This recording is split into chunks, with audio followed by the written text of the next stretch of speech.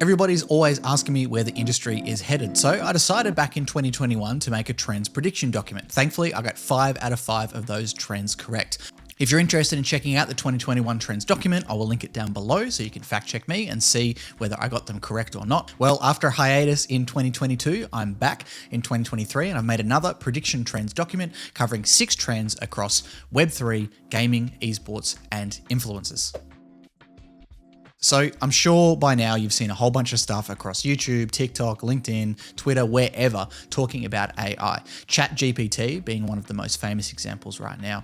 Some of the interesting examples I've seen with AI and how it's used, even though it's in its nascent era, is people have been using ChatGPT to do things like develop simple apps or do coding for them. I've even seen people check PhD theses and make arguments using things like ChatGPT. I've seen copywriting. I've written a few LinkedIn posts through ChatGPT.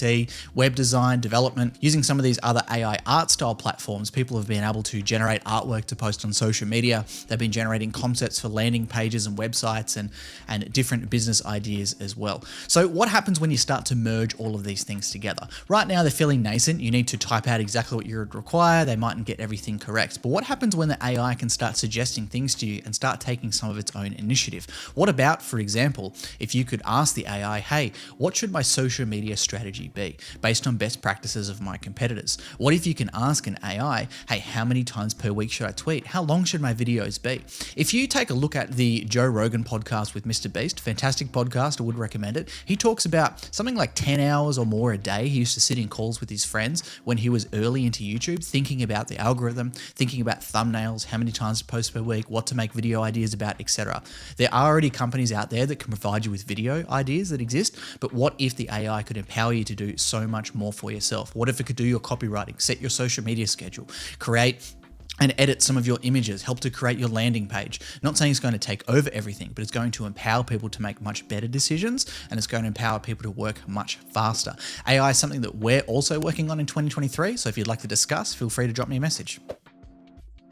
Influencer-owned businesses and IP will accelerate. So 2 of the most obvious examples you've probably all seen so far. Mr. Beast Burger has hit $100 million plus in burger sold revenue, and Logan Paul and KSI's sports drink Prime is now the 6th largest drink in the world and expanding to a bunch more countries within 2023. Besides that, you will start to see in 2023 a lot of people following these trends, not just the mega top tier influencers like Mr. Beast, the largest YouTuber in the world, or Logan Paul, one of the most known content creators in the world, making businesses that are successful. Sometimes people think it's a given that these people are going to be successful because of the following that they have, but you'll start to see some of these tier 1 and tier 2 and below influencers start to create their own IP, meaning their own sort of products, their own games, their own brands, more than just selling hoodies and merchandise, and you'll start to see them creating their own businesses as well. Maybe for another example of a company not that's a product, take a look at Cypher PK. He's launched his own Oni Studios, launching a massive warehouse and spending a lot of money on that facility. Or looking at the people who are looking to empower that. I hear that Loaded.gg are always looking to help their content creators out with new business ideas, and they've hired some new people to put that into effect. Or you look at Misfits Gaming Group as well with that $20 million creator fund. The whole reason they created that is to help empower users to launch their own merch lines or launch their own server hosting companies, launch their own peripherals, launch their own studios, and all of these other types of brands too. So far, we've mostly seen creators focus on either creating their own video games or skins in video games. We've seen creators do their own products that they can sell, whether it's U2s or their own hoodies or their own keyboard and mouse or things like that. But we're going to see a lot more of these happen and a lot more on a larger scale as these influencers, content creators, streamers, YouTubers, whatever you want to call them, realize that, hey, maybe I don't need to rely on someone else to create this company for me. Maybe I'd like to create the business myself. They've got the capital to start it. They've got the following to make the brand instantly successful. You're going to see it happen a lot more. Number 3, esports companies will fold, merge, or sell. What I've been talking to a lot of people about in private and not made it public yet is that I believe Australia is the canary in the coal mine when it comes to a lot of esports stuff. Within here in Australia, esports, we've overperformed quite a lot compared to our population. We've got a lot of fantastic overseas and international players. We've got a lot of top commentators, especially in games like Dota 2 and League of Legends. And we've done very well in our own right, being so isolated from the rest of the world, Australia being where I physically reside. However, within Australia, what you find is that investors are much less risk adverse when compared to the US, as well as the brands are much less risk adverse as well. So you see much lower amounts of investment from the brand sponsoring as well as from the investors putting money in. And what's happened here is that a lot of these Australian teams have already started to experience this. You've seen the Australian Football League come in spades. The AFL themselves came in with League of Legends.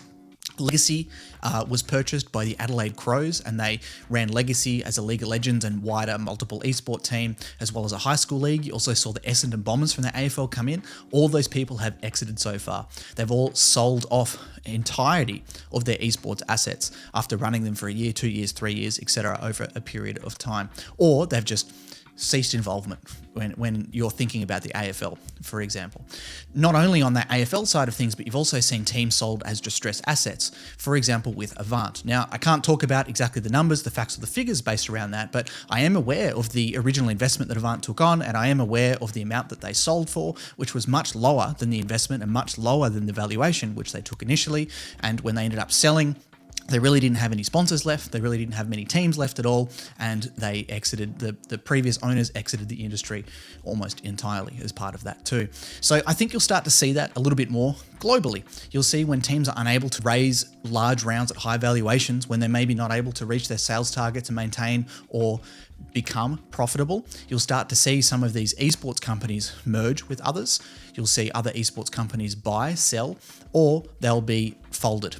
I'm told that there are a couple of North American organizations right now who aren't the tippity top, but are ones that you would probably know if you're following this channel, who have actually folded in a way, but not announced it to the public yet. So it'll be interesting to see what happens when this news starts to come out. Now, I know that I've picked on esports teams here a lot, but it can happen to a lot of other companies too, and it's not all bad. So GameSquare, for example, a publicly listed esports sort of holding conglomerate company, they've merged with another company, and I think we'll start seeing that a little bit more too.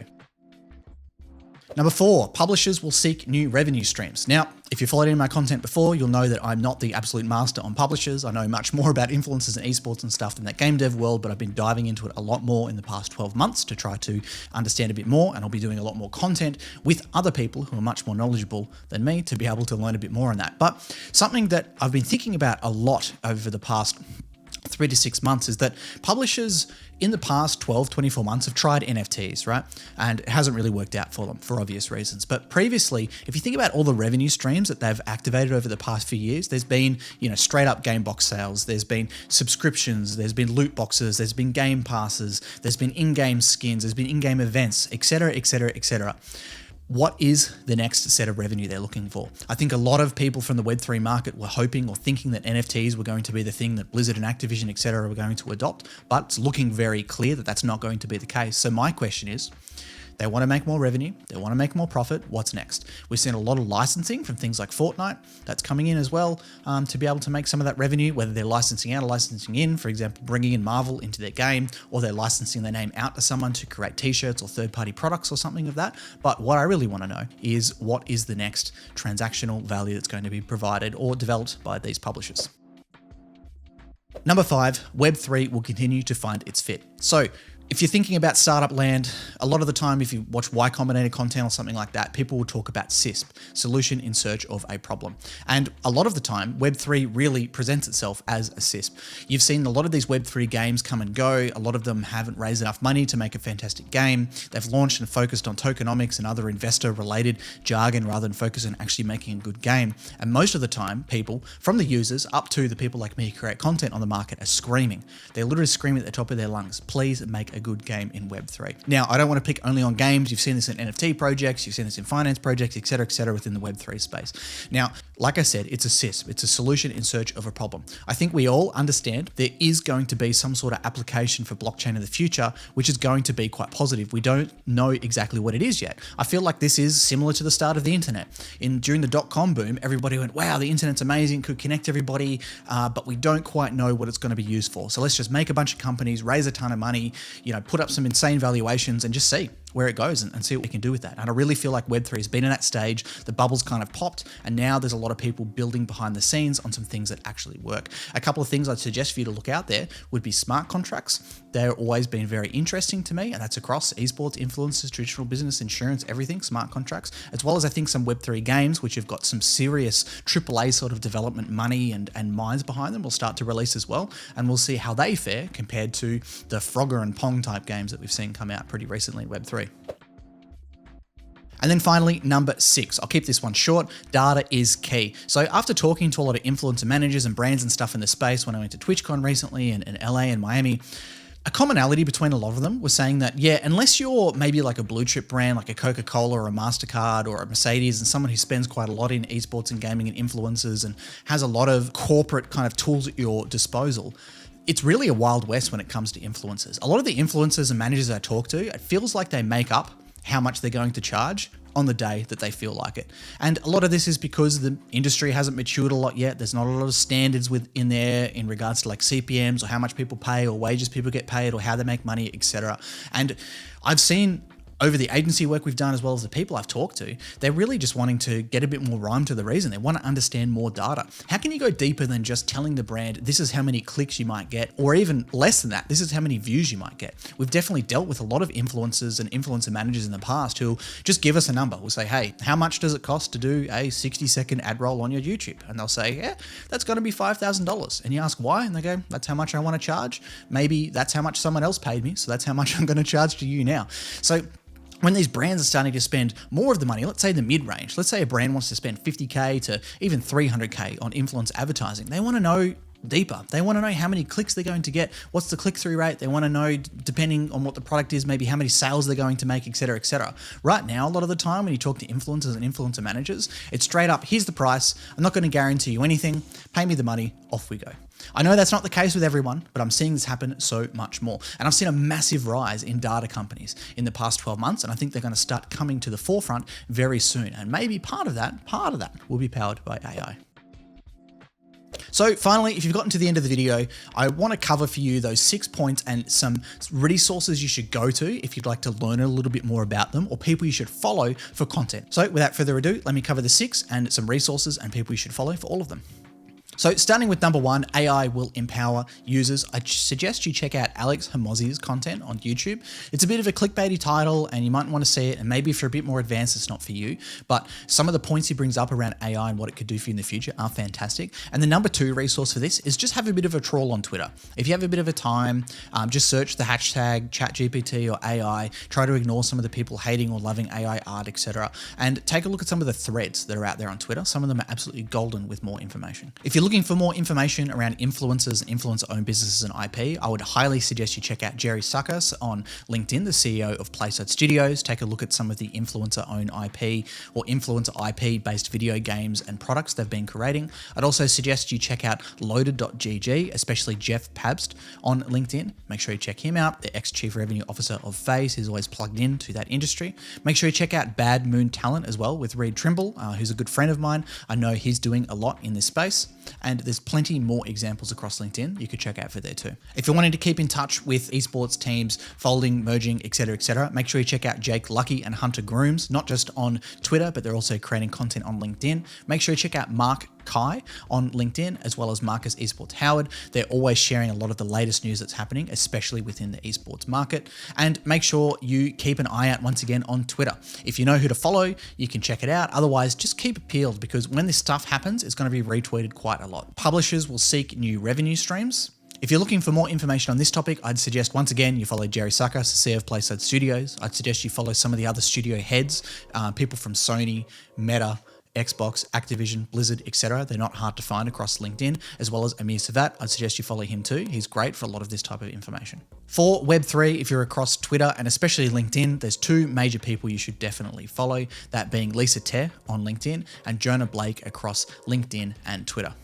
And for this last point, data is key. There's 2 people that you should follow, one being Tan Nguyen on LinkedIn and the other one being Reed Trimble, who I've mentioned before as well. So tell me what you think. Did I get them right? Do you agree? Do you have any other trends you'd like to talk about? I think there's a lot of other things that are going to happen this year. 2021 was crazy in business. 2022 was even more crazy in business. And I think 2023, especially with my number one AI, is potentially going to get a bit more crazy too. So if you agree, if you don't, feel free to let me know. And I will catch you in the next video.